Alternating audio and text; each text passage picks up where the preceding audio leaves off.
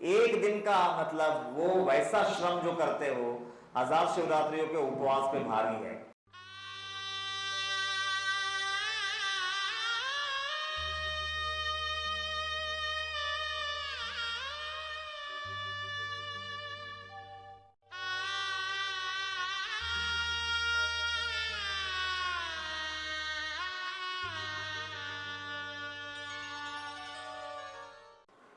सभी साईं भक्तों के चरणों में कोटि कोटि वंदन। अभी कल ही शिवरात्रि का पावन पर्व बीता है, तो सोचा आज उसी के ऊपर कुछ बोलूं। शिवरात्रि का पर्व पे हम सब उपवास करते हैं। शिवरात्रि की रात को हम जागरण करते हैं, लेकिन हमारे बाबा उपवास करने देते नहीं थे। तो ऐसा क्यों? आज का टॉपिक ये है कि साईं बाबा उपवास करने क्यों नहीं देते थे। क्योंकि अनादिकाल से परंपरा चली आ रही है, और हर परंपरा सही हो ये जरूरी नहीं। उपवास आज बाबा उपवास करने क्यों नहीं देते थे, ये टॉपिक है। कितने लोगों को यहाँ पे मालूम है कि साईं बाबा उपवास करने नहीं देते थे? बस इक्का दुक्का लोगों को मालूम है। इसका मतलब इतना ही है कि हम बाबा को मानते हैं, जानते बिल्कुल नहीं। हम साईं बाबा को ब्लाइंडली मानते हैं, अंधा भक्त होते हैं ना, ऐसी हमारी हालत है।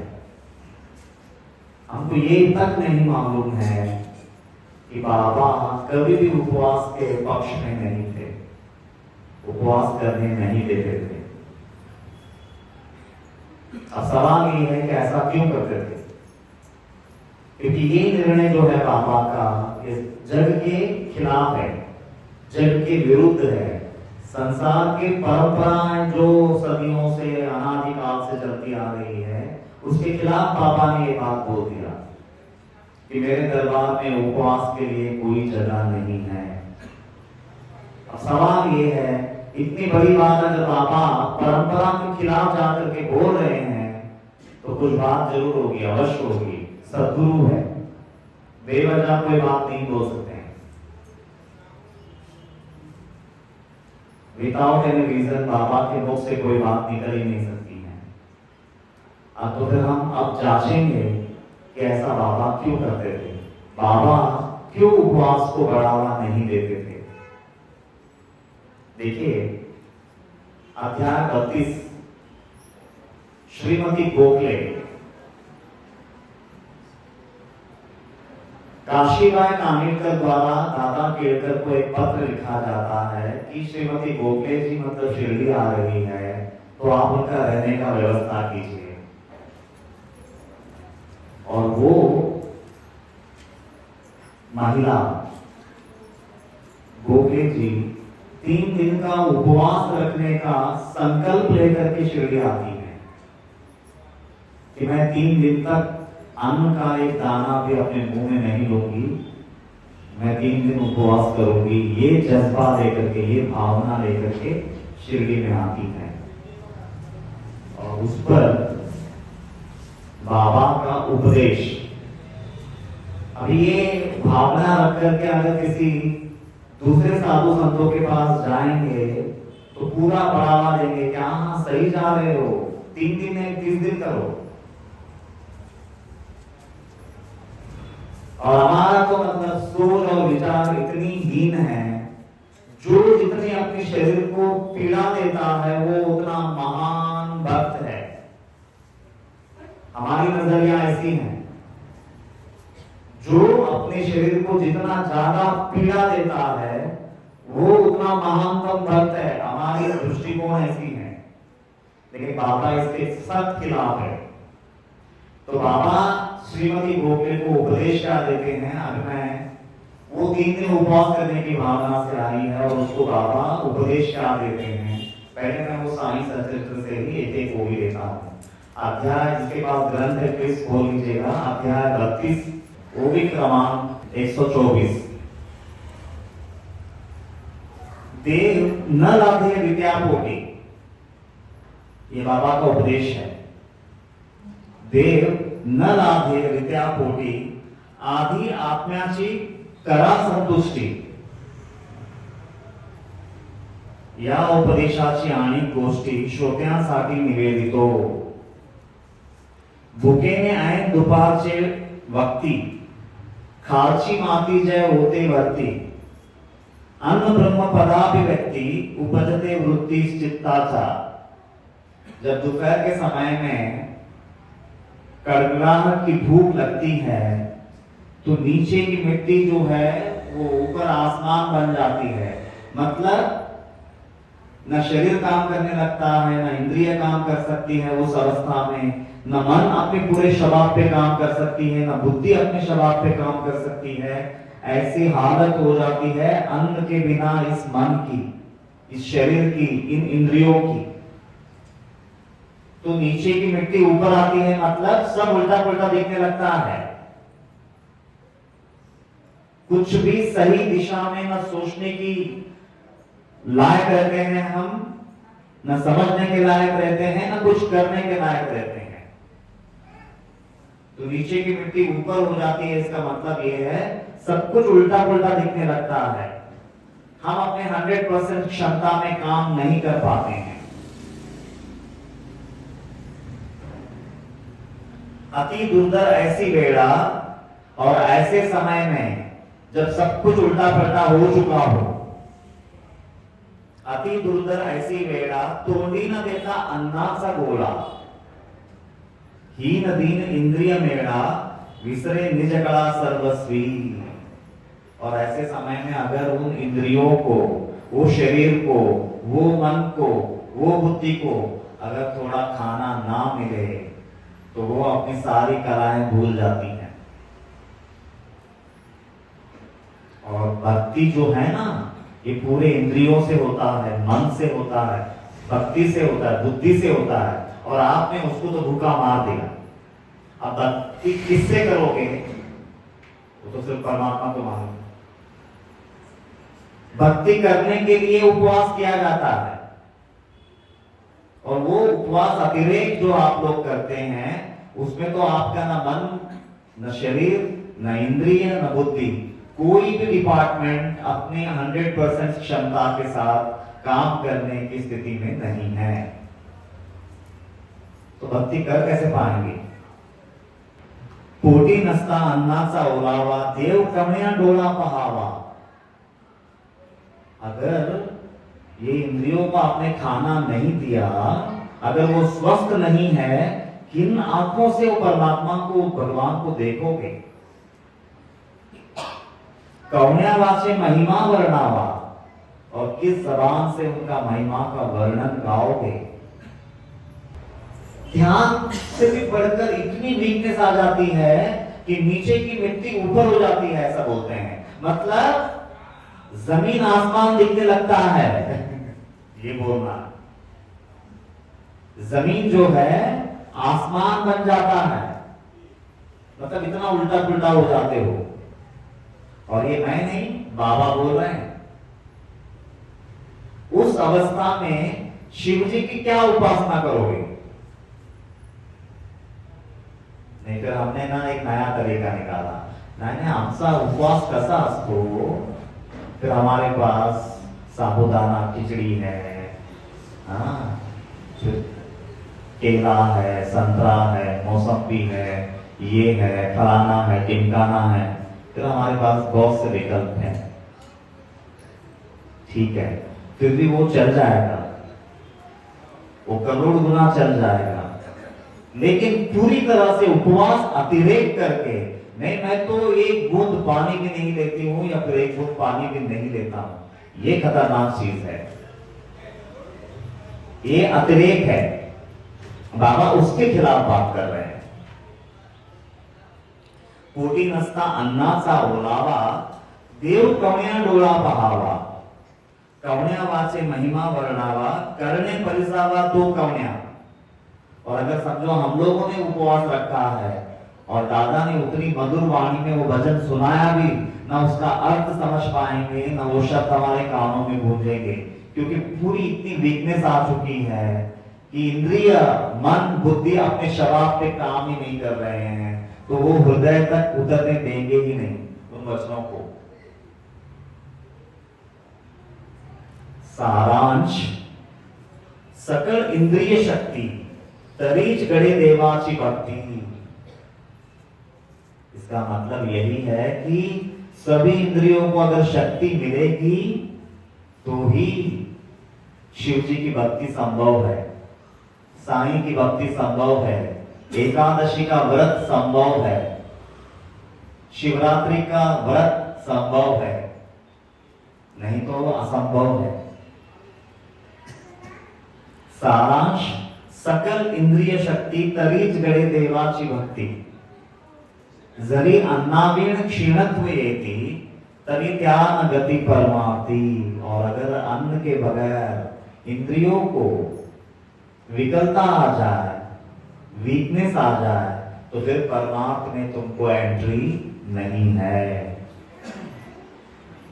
तो अभी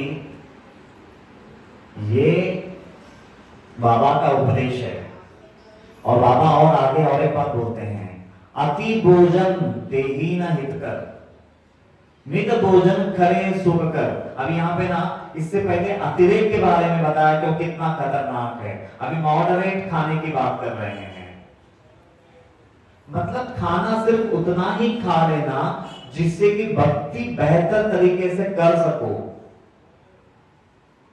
अति भोजन तेही न हित कर। आज स्वादिष्ट खाना मिला इसलिए चाहने वाला ज्यादा ठूस लिया, मतलब भूख की वजह से आप नहीं खा रहे हैं, स्वाद के वजह से खा रहे हैं। और आज मनपसंद खाना नहीं है तो 1.5 चपाती कम कर लिया। ये रोग के लक्षण है। मनपसंद खाना सामने आया, 1 चपाती 1.5 चपाती ज्यादा खा लिया। मनपसंद खाना नहीं आया तो 1 चपाती 1.5 चपाती कम खा लिया। जिसका स्वभाव ऐसा है, बड़े बड़े बीमारियां वो व्यक्ति का इंतजार कर रही है, ये मान के चलिए। और कहते हैं कभी भी खाना खाने के लिए बैठो, 2 निवाला 3 निवाला के लिए अभी जगह है बचा हुआ, तभी ही ताट से उठ जाया करो। कंप्लीट पेट भर के खाना खाना नहीं चाहिए।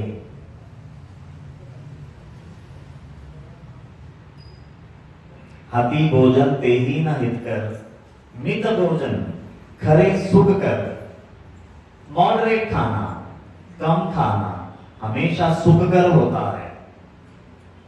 उपास अतिरेक भयंकर, असुख निरंतर भोगवी। उपास अतिरेक जो है वो भयंकर है, हमेशा दुख, दरिद्रता और तमस लेके आता है। बाबांच्या नित्य क्रमानुसार ओवी नंबर 132, बाबांच्या नित्य क्रमानुसार परमार्थाचा करिता विचार, आदि कंबरेस बांधा में भाकर भाईचा निर्धार उफराटा। और बाबा हमेशा एक बात बोलते थे, अगर परमार्थ के लिए अगर अपना जीवन दांव पे लगा चुके हो तो हमेशा एक बात याद रखना, पहले रोटी खाना और बाद में परमार्थ का चिंतन करना। उपवास की तरफ बिल्कुल मत जाना।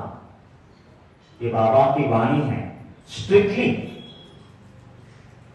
लेकिन परमार्थ करने वालों के लिए। अब संसारी लोगों के लिए क्या है, अरे हमको कौन सा परमार्थ करनी है, हम तो ये मॉडरेट उपवास करेंगे, तो फिर करिए, बात अलग है।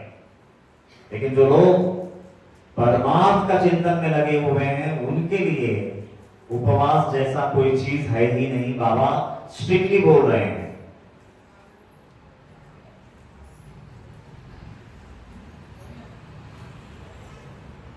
बाबांच्या नित्य क्रमानुसार परमार्थाचा करीचा विचार, आधी कमरेस बांधावी भाकर पाईचा निर्धार उपराटा।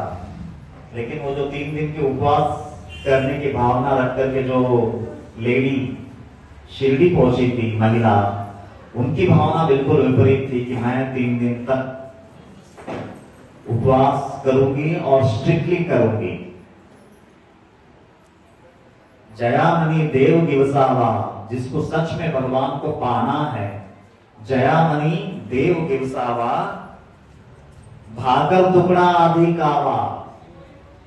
चुपचाप पहले थोड़ा बहुत खाना पहले पेट को दे देना, भाकर टुकड़ा, थोड़ी सी रोटी का टुकड़ा पहले पेट को खिला देना, लेकिन थोड़ा सा हो रहा है मित भोजन।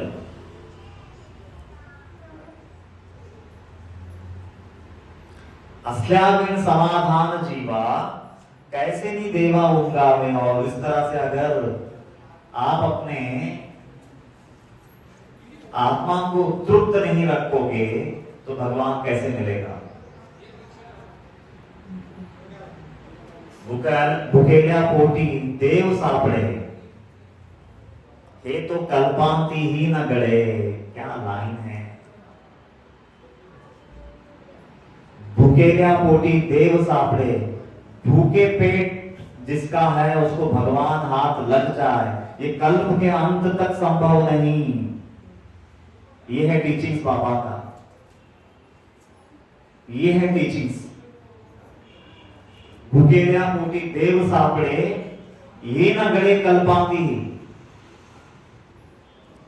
उपास तापास यांचे साकडे, चाले ना इकडे साईस। खत्म, finish. No Shivratri, no Ekadashi.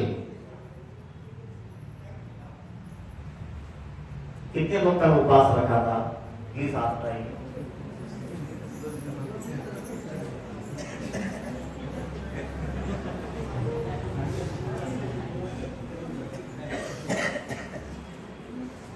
नहीं, लेकिन एक बात है, अगर परमार्थ जीवन को आपने अपना लिया है कि मैं परमार्थ के लिए मैं बाबा से जुड़ा हुआ हूं, तो फिर उपवास आज के बाद बंद। हाँ, लेकिन अगर आपका एक साधारण गृहस्थ जीवन मानते हैं आप अपने आप को, तो फिर आप कंटिन्यू रखिए जब तक वो खुद छुड़ाते नहीं है।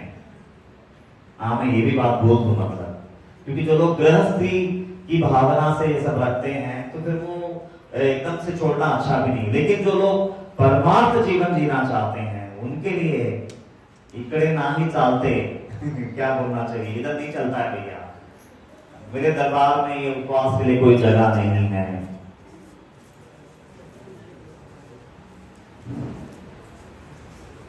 भुकेल्या पोटी, में फिर से रिपीट करता हूं ये वो भी। भुकेल्या पोटी देव सापड़े, ये तो कल्पांति ही न खड़े। उपास तापास यांचे साकड़े, चाले ना इकड़े साईसी। यहाँ पे ये सब नहीं चलता। इसलिए मैं बोल रहा था कि बाबा को उपवास नहीं चलता। अच्छा, अब मैं आप लोगों पे आता हूं। आप लोग उपवास रखते क्यों हैं, वो भी बहुत जरूरी है ना। 2 कारण है उसका। आप लोग जो उपवास करते हैं, बल्कि 3 कारण बोलेंगे। सबसे पहला कारण तो ये है क्योंकि साल में एक बार आता है शिवरात्रि। हर दिन अगर शिवरात्रि हो ना, एक बंदा नहीं रखेगा। साल में एक बार आता है तो रख लेते हैं, चलो ठीक है, वो एक कारण है। और दूसरा, कुछ लोग तो एक दिन उपवास करने से शरीर स्वस्थ रहता है। फिजिकल नीड है शरीर की, भूखा रहना, शरीर का स्वास्थ्य अच्छा रहता है। लेकिन वो भी अगर अच्छे ढंग से अगर स्वस्थता की भावना रखो तो शायद थोड़ा बहुत रिजल्ट मिल भी जाए, नहीं तो वो भी नहीं मिलेगा। और तीसरा है डर। सारी दुनिया रखती है, अगर मैंने नहीं रखा तो। और चौथा कारण कुछ लोगों का होगा कि ये बार शिवरात्रि में इतना कड़क उपवास करके इमोशनल ब्लैकमेल करते हैं शिव जी को ये काम करवा के लेते हैं कुछ लोग। मैं सबकी बात नहीं कर रहा हूँ। और एक कारण है, घर के 4 लोग हो गए, 3 उपवास रखते थे, एक तो मजबूरी में रखना पड़ता है, उस दिन थोड़ी भाजी बनाई नहीं सकते। ये औरतों का दिल की बात बोल दिया। फिर वो खिचड़ी खाना ही पड़ता है। तो ये कुछ रीजंस हैं। और देखिए, बाबा बोलते हैं कि ये जो जितने भी कारणों से आप लोग उपवास करते हैं, इन कारणों की वजह से अगर आप लोग उपवास कर रहे हैं तो कोई खास कारण नहीं है। बाबा बोलते हैं सच्चा उपवास, फिर वो श्रीमती गोखले जी को बाबा एक बात बोलते हैं कि एक ब्राह्मण के यहाँ पे कुछ बच्चे भूखे रहते हैं। वो उनकी महिला जो है, उनकी बीवी जो है, वो मासिक धर्म से रहती है, तो वो खाना बनाने में सक्षम नहीं रहती है, बच्चे छोटे रहते हैं। तो उस जमाने में वो चीजों को बहुत ही काट कसर के साथ निभाया जाता था। वो मासिक धर्म में जब आती थी तो औरत मतलब 5-5 दिन के लिए, 7-7 दिन के लिए घर के बाहर हो जाती थी। तो उस समय में छोटे छोटे बच्चे भूख से बिलखते थे। तो बाबा बोलते हैं जाओ उनके घर में जाकर के पूरन पोली बनाना, तुम भी खाना और बच्चों को भी खिलाना। इस तरह से बाबा ने उनको 3 दिन उपवास करने नहीं दिया, श्रीमती गोखले को। और वो सोचती है कि बाबा मैं तो 3 दिन एकदम कड़क उपवास करने के लिए यहाँ आई थी और बाबा ने मुझे ये क्या बोल दिया। तो बाबा को क्या बोलना था ये लीला के माध्यम से, बाबा ने ऐसा क्यों किया। तो बाबा हम लोगों को सबको श्रीमती गोखले के माध्यम से ये समझाना चाहते हैं कि तुम खुद उपवास रह करके अपने शरीर को, अपने इंद्रियों को पीड़ा देने के बजाय 2 निवाला खा लेना, शक्ति का संचार कर लेना अपने अंदर में, और वो शक्ति का सदुपयोग मेरी समष्टि पे कर देना, वो 1000 शिवरात्रियों पे भारी है।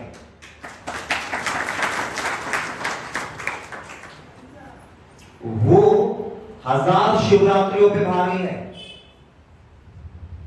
एक नहीं 1000 एकादशियों पे भारी है। अब ये टीचिंग्स के आगे आपका जो भी कारण होगा उपवास का, टिकता है क्या? जो भी परंपरा से चली आ रही है उखाड़ के फेंक दिया बाबा ने। तो बाबा बोल रहे हैं खुद भूखा मरने का, और वक्त पड़े तो इतना, कभी कभी तो ऐसा सुनने को मिलता है न्यूज़पेपर में, हम लोग सुनते हैं कि इतना कड़क उपवास किया कि बाद में 4 लोगों को तकलीफ हुआ उनको हॉस्पिटल में ले जाने के लिए।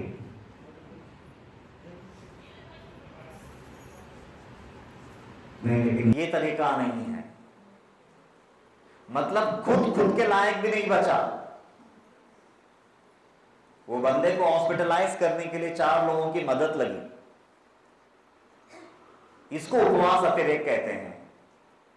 तो बाबा बोलते हैं उससे बेहतर है 2 निवाला खा लो, शक्ति का संचार कर लो अपने अंदर में, और वो शक्ति का उपयोग औरों के लिए करना, समष्टि के लिए करना।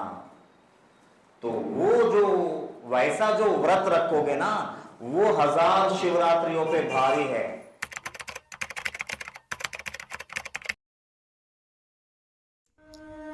मनोहारिणी, शापताप निवारिणी, अज्ञान नाशिनी, मोक्षदायिनी, परम कल्याणकारिणी, सच्चित आनंद प्रदायिनी, अनंत कोटि साईनाथों की जननी, साक्षात साई स्वरूपिणी, ग्रंथराज श्री साई सच्चरित दिव्य ग्रंथ की जय।